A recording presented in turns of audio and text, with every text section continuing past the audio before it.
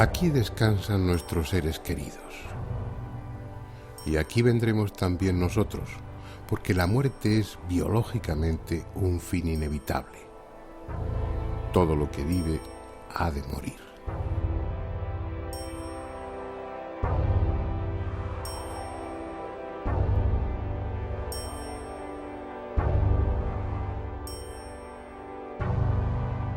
Para las demás especies parece no haber problema, lo aceptan como lo que es, un hecho natural, pero los humanos somos distintos, tenemos conciencia, sabemos quiénes somos, pensamos, sentimos.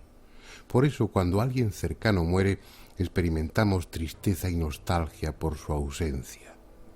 Una pregunta surge entonces: ¿volveremos a encontrarnos? ¿Hay algo más allá de la muerte?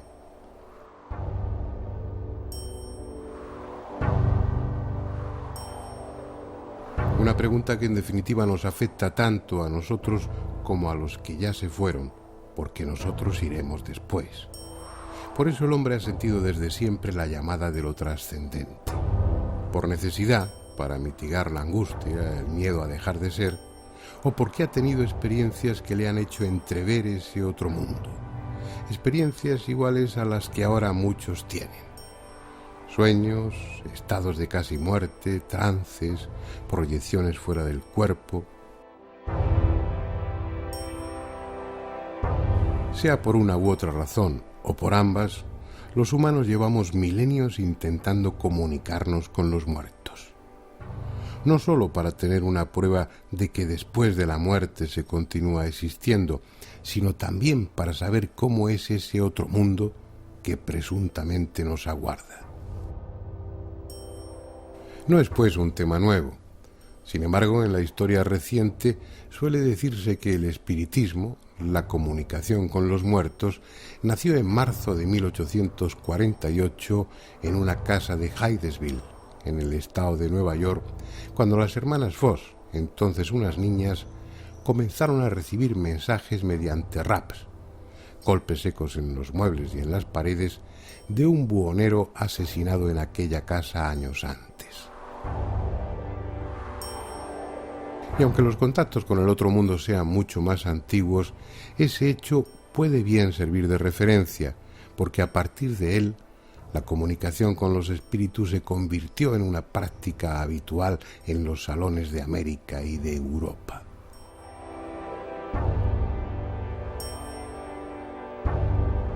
La moda pasó, pero da la impresión que desde el más allá, los muertos no se resignaban a esa ruptura del diálogo, y ya que los médiums y las mesas parlantes escaseaban, buscaron otra forma de comunicarse, la que alguien menos podía imaginarse: el magnetofón.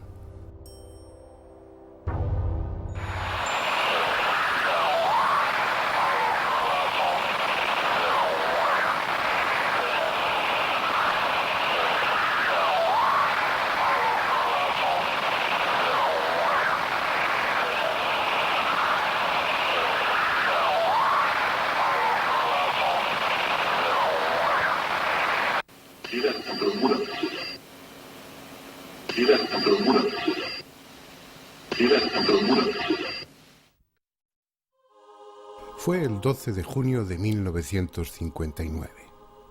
Ese día, Friedrich Jürgenson obtuvo accidentalmente las primeras psicofonías mientras grababa con su magnetofón portátil en un bosque cerca de Estocolmo.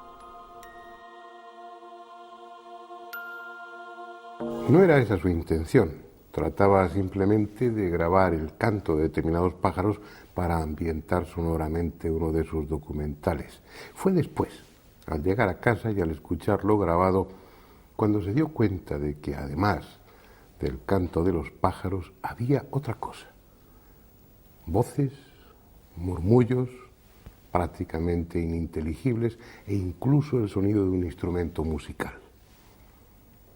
Pensó que era un defecto del magnetofón o de la cinta, porque cuando había hecho las grabaciones en el bosque no había absolutamente nadie. Sin embargo, en los días siguientes, y a pesar de las precauciones que tomó, nuevas voces aparecieron en la cinta magnetofónica. y una de ellas la reconoció inmediatamente, porque era la de su madre muerta que le decía Freddy, Freddy, mi pequeño Freddy. Se inició así una etapa apasionante, llena de logros espectaculares en un campo de experimentación totalmente nuevo, y también de sinsabores, por la incomprensión y por el rechazo que muchos investigadores mostraron ante algo tan poco científico como que desde el otro mundo los muertos quisieran comunicarse con los vivos. Pero eso era lo que realmente parecía. Aquellas voces no solamente se identificaban como personas fallecidas, sino que también usaban sus voces. Un solo ejemplo. Constantin Raudive, la figura más destacada en este campo, que a su muerte en 1974 dejó grabadas alrededor de 100.000 psicofonías, al preguntar en agosto de 1961 por Andrea, una amiga muerta, obtuvo inmediatamente esta respuesta.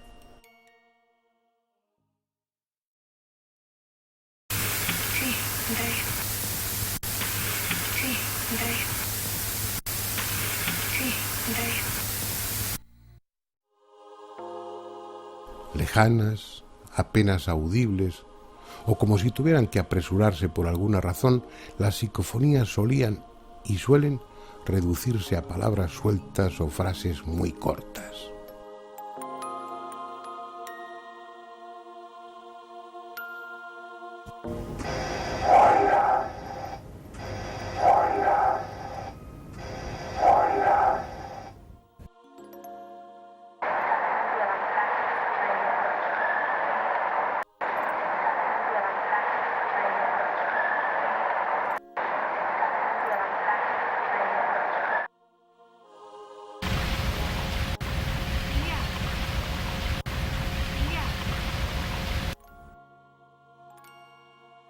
Pero no siempre es así.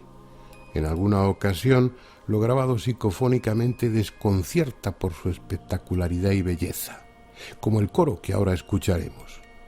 Voces armoniosas cantando presuntamente desde el otro mundo, obtenidas por el investigador italiano Marcello Bacci, y que, aunque no tengan necesariamente que ver con lo religioso, recuerdan los cantos litúrgicos.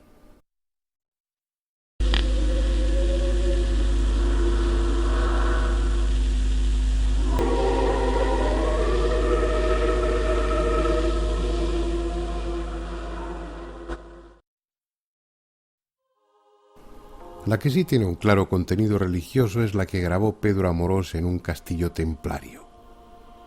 Una voz, que escucharemos 3 veces, como si quisiera desmentir las acusaciones de herejía que se vertieron contra los miembros de la Orden del Temple, dice con voz grave y rápida: In nomine Pater et Filii.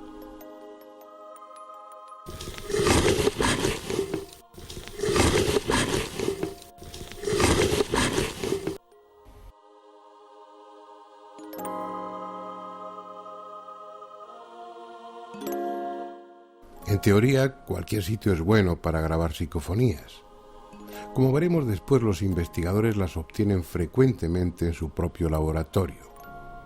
Pero los lugares donde se han producido hechos luctuosos o dramáticos parecen los preferidos cuando se hace investigación de campo. ¿Por qué? Puede que, como algunos sugieren, allí quede una especie de energía remanente, como si los sentimientos acumulados en el lugar favoreciesen los fenómenos paranormales. Puede también que todo se reduzca a que esos escenarios aportan un grado de romanticismo que estimula a los experimentadores.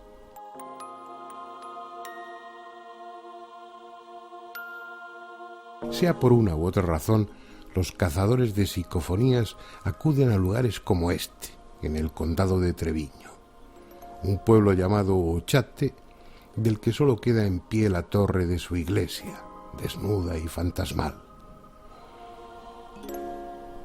Un pueblo de trágica historia, asolado por sucesivas epidemias que acabaron con casi todos los habitantes y del que los pocos que quedaron huyeron para no volver jamás.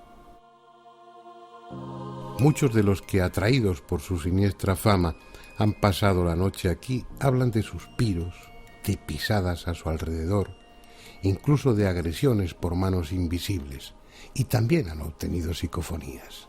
Oigamos un par de ellas grabadas en el interior de la torre.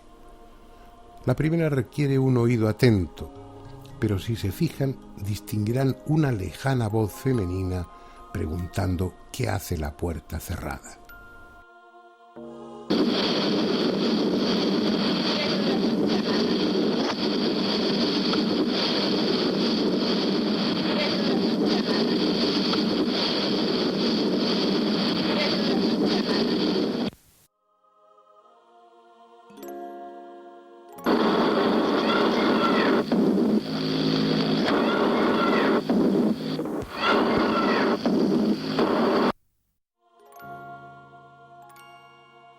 Pero aunque es lo frecuente, no siempre las psicofonías resultan de difícil audición.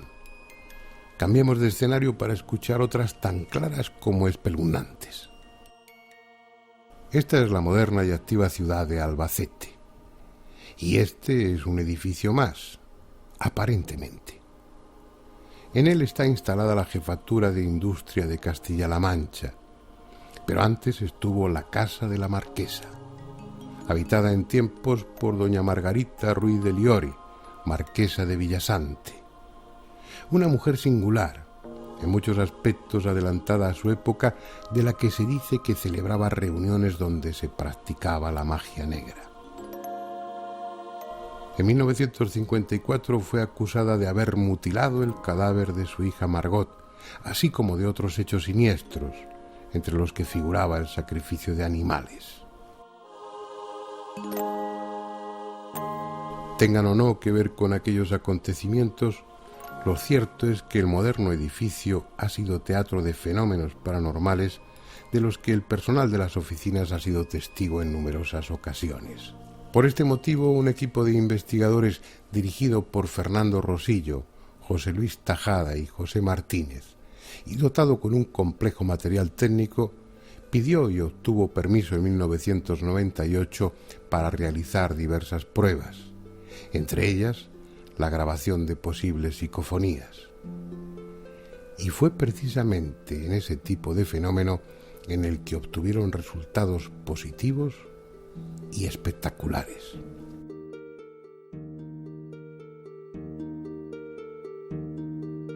Las psicofonías que se han obtenido, una de ellas, por ejemplo, dice, es una voz de una niña de corta edad que parece indicar o parece decir mamá, frío y miedo. Es una psicofonía que después de los análisis que le hemos practicado con una serie de programas que estamos utilizando, nos dan una confianza y una validez de un 100%. Otra de ellas, por ejemplo, decía, hay mucha energía, José. Esa psicofonía se obtuvo a raíz de una pregunta que hizo José Luis en un ordenador portátil que teníamos la primera noche. Y lo mismo, es la misma voz con la misma cadencia. Hay otra psicofonía que dice, soy yo, esa se obtuvo en la sala de juntas, y es curioso porque esa grabación sí que hay una cinta de vídeo, se está viendo cómo se graba todo, no sale nada, se para la grabadora y a continuación es cuando sale la voz. Probablemente esto se deba al campo magnético generado por el cabezal de la cinta, pero eso pues está por demostrar aún, todo esto son hipótesis.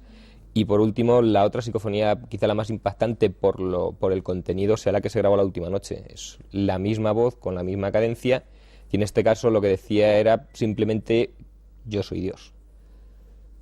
Son psicofonías, como estábamos comentando, que sin tener que filtrar, ni limpiar, ni samplear, tienen una claridad y una contundencia para nosotros poco conocida.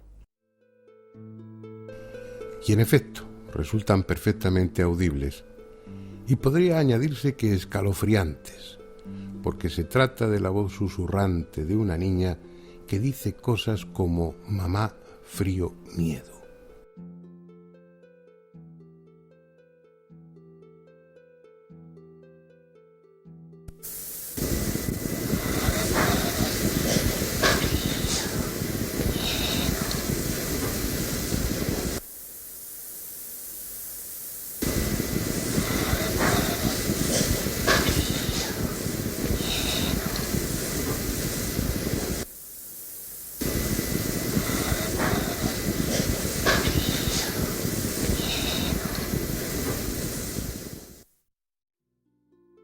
Una voz infantil venida quién sabe de dónde, que en otro de los momentos se acercó a uno de los micrófonos para decir que era ella.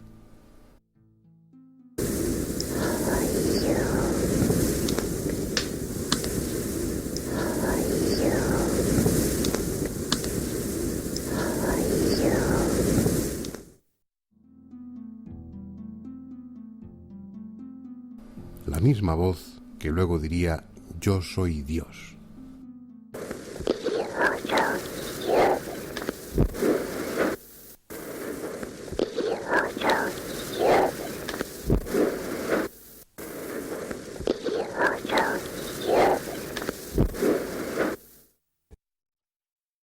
¿Qué son esas voces?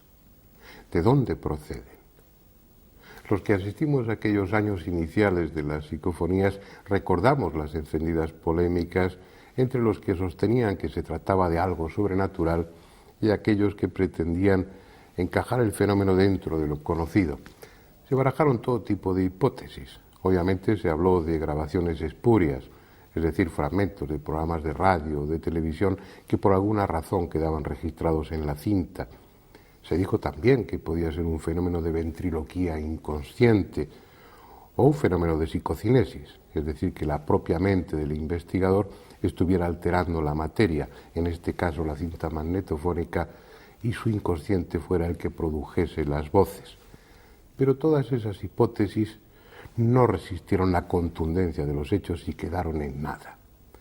Si no se trata de las voces de los muertos, como ellas mismas suelen presentarse, habrá que convenir que cuando menos se trata de voces procedentes de un nivel de la realidad diferente a este en el que estamos, de otra dimensión, de otra parte de este mundo que no es accesible a nuestros sentidos.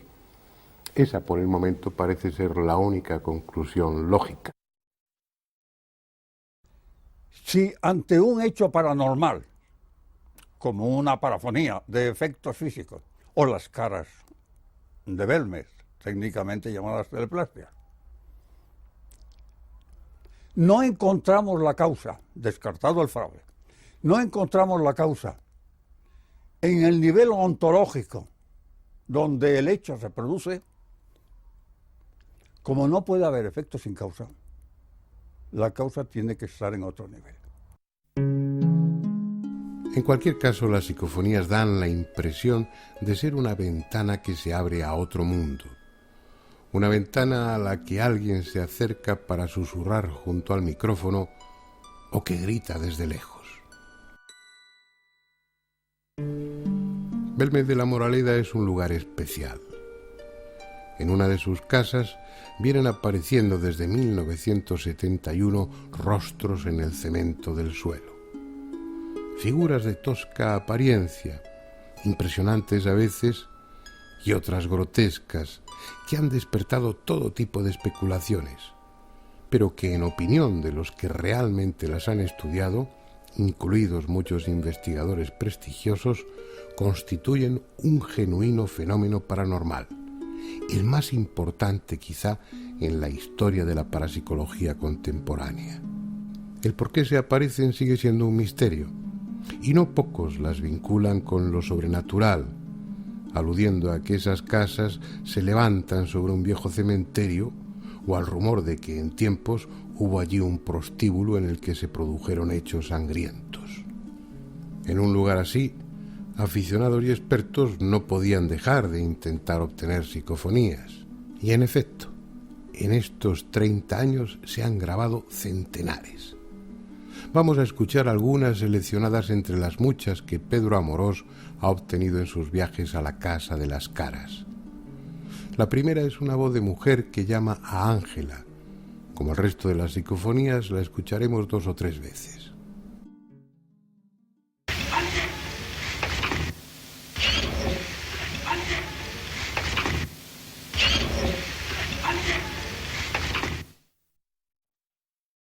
Otra, también muy clara, pero de contenido más siniestro, parece decir matar a él. Matar a él. Matar a él. Matar a él.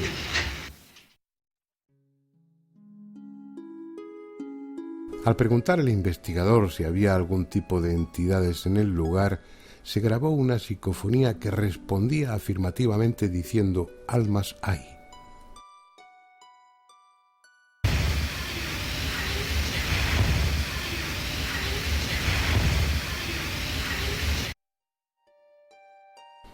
En otro momento, una de esas voces parece decir «ponte la mano en la frente».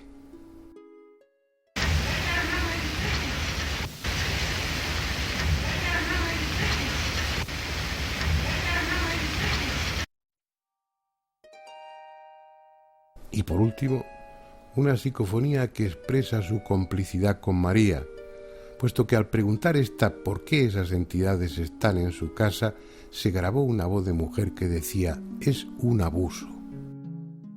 Bueno, el por qué han venido aquí a mi casa.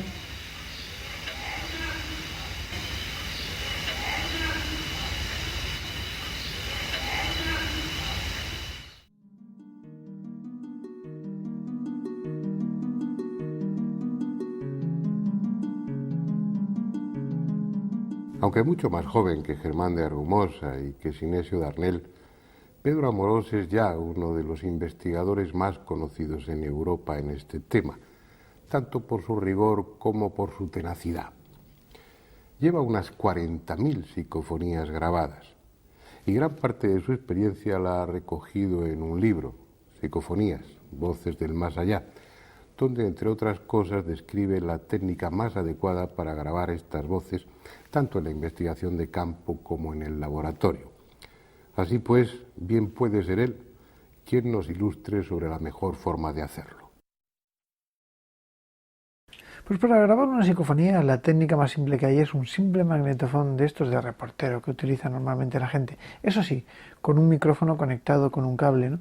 Esto nos da un registro y aquí se pueden grabar psicofonías y hay muchísima gente que ha obtenido psicofonías verdaderamente espectaculares con esta técnica, con un simple magnetofón, un grabador.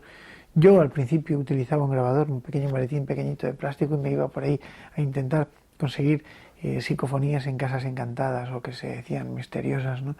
Y así obtenía algunas de las imágenes más curiosas, grabaciones más curiosas.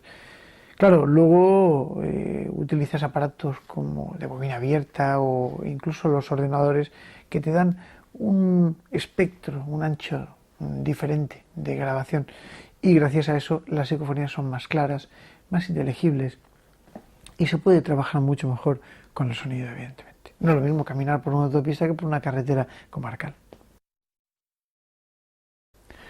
Evidentemente la técnica es así de sencilla, la técnica es muy sencilla, es simplemente conectar un magnetofón, un pequeño grabador, aunque sea portátil, con un micrófono, una cinta virgen y bueno, pues intentar grabar al máximo volumen que se pueda, dejar unos minutos de silencio y esperar en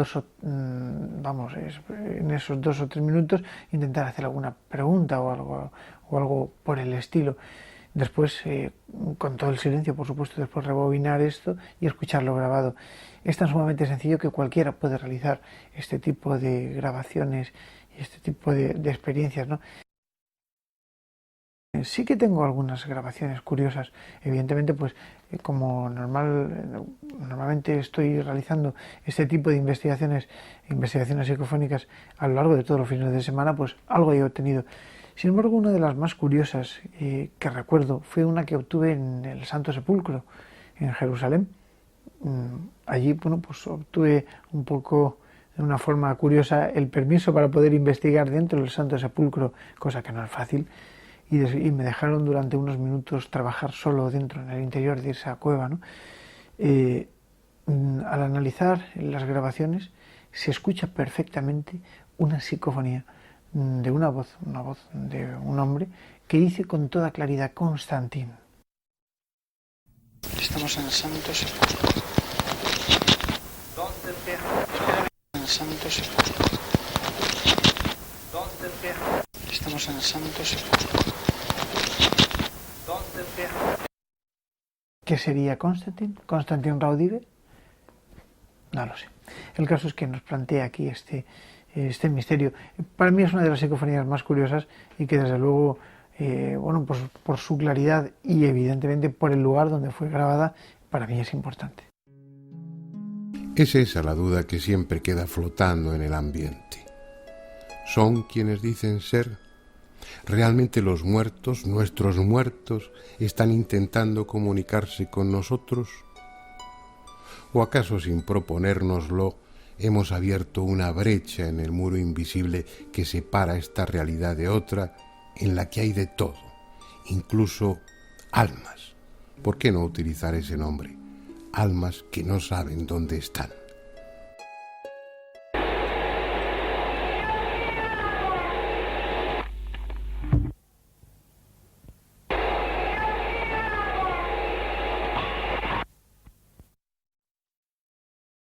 O niños perdidos, solos en un mundo de sombras que utilizan este medio para gritar su desconsuelo.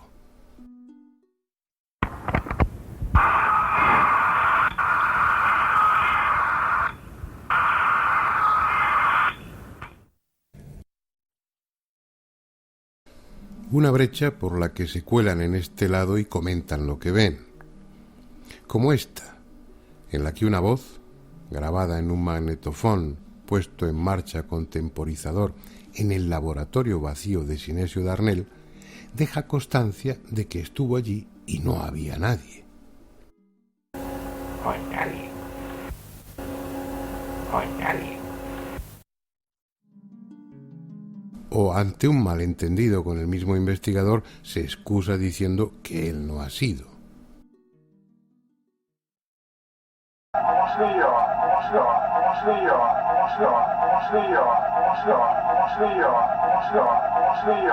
Creo que se entiende perfectamente, ¿no? Quizá ese otro mundo del que vienen las voces no esté en ningún sitio que pueda visitarse y sea un reino sin tiempo y sin espacio.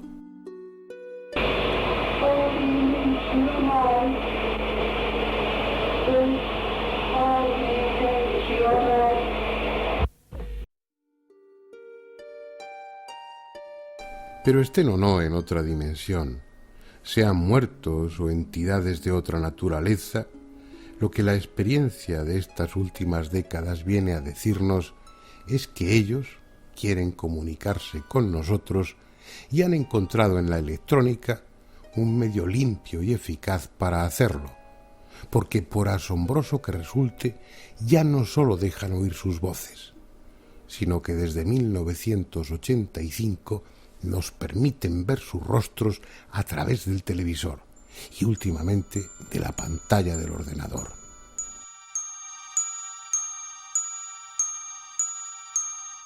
Este es el padre François Brin, durante una de sus conferencias. Sacerdote y teólogo, se ha convertido en algo así como un apóstol de la transcomunicación. Entiende que las psicofonías y ahora las psicoimágenes constituyen una fuente de esperanza, un alivio para aquellos que han perdido seres queridos o sienten el temor de que tras la muerte no haya nada. En sus charlas muestra un vídeo donde se recogen muchas de las psicoimágenes de los primeros años obtenidas por Schreiber y el llamado Grupo de Luxemburgo.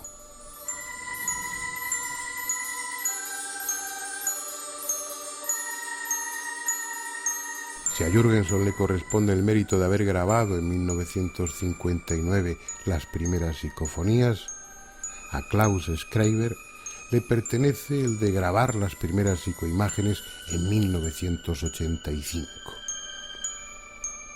Lo curioso, lo extraordinario, si hemos de ser justos en el adjetivo, es que las instrucciones para obtener esas imágenes del otro mundo se las dio su hija muerta a través de varias psicofonías. Así pues, y mientras no se demuestre lo contrario, estos rostros pertenecen a los que entendemos como espíritus, personas que están al otro lado de la muerte. Varias de ellas han podido ser identificadas, y en el vídeo que estamos viendo también se muestra la fotografía de algunas tomadas en vida.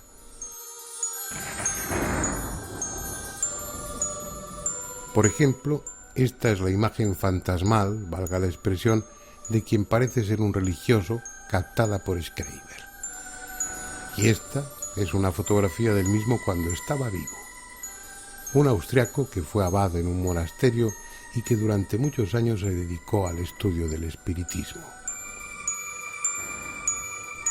Esta hermosa mujer que nos sonríe desde el más allá es una alemana que vivió en Estados Unidos y murió a los 74 años.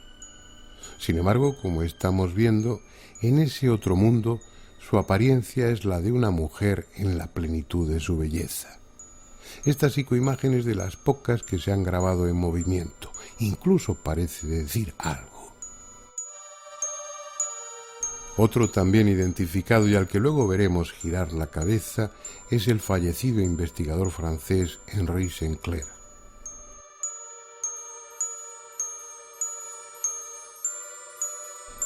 Pero siendo todo ello desconcertante, lo más insólito es que algunas de esas imágenes muestran un mundo similar a este, con objetos, mar, paisajes, animales. Carecemos de otra información que la que ellos nos proporcionan a través de las psicofonías, de la escritura automática y de otros métodos del espiritismo clásico, y es poco o demasiado subjetivo como para sacar conclusiones. En realidad no sabemos si estamos viendo ese otro mundo como auténticamente es, o como ellos, sean muertos u otra cosa, quieren que lo veamos. En todo caso, y dejando aparte los inevitables fraudes, estamos ante un fenómeno de extraordinaria importancia. La técnica nos ha proporcionado un medio que nadie había imaginado para ponernos en contacto con otro plano distinto de la realidad. De momento son solo imágenes, generalmente inmóviles y silenciosas, pero llenas de dramatismo, incluso sobrecogedoras como las que ahora vemos, obtenidas por un grupo de Tenerife en 1988 y que después de estas experiencias iniciales no volvieron a conseguir.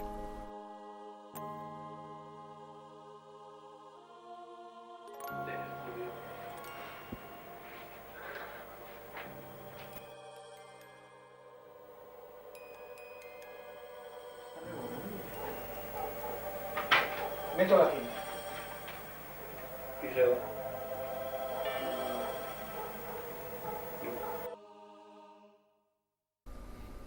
En cierta medida lo que estamos viendo es excepcional. Lo habitual es que las psicoimágenes se limiten a rostros estáticos, desenfocados o deformados, en ocasiones difíciles de reconocer y que aparecen en un solo fotograma, en un solo frame del vídeo grabado. A cambio, la técnica es en principio tan sencilla que cualquiera puede intentarlo.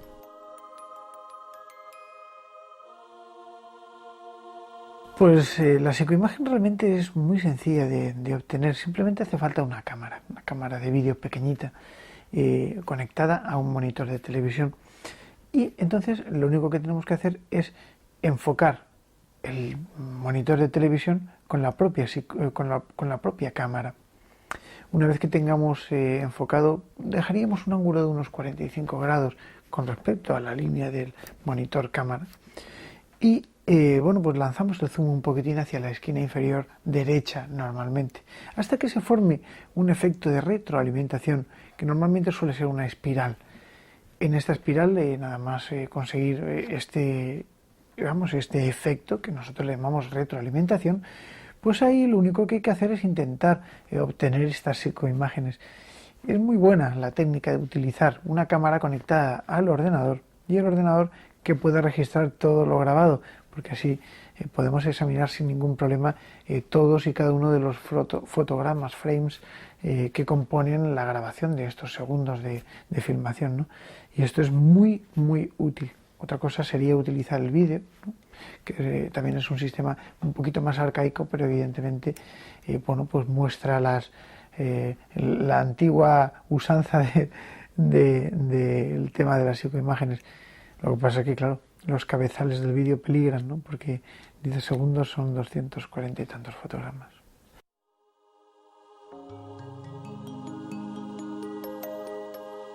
Hemos oído sus voces, hemos visto sus rostros. Si son quienes dicen ser, el miedo que desde siempre hemos sentido ante la muerte debiera desvanecerse para dar paso a la certeza de que tras ella continuamos existiendo.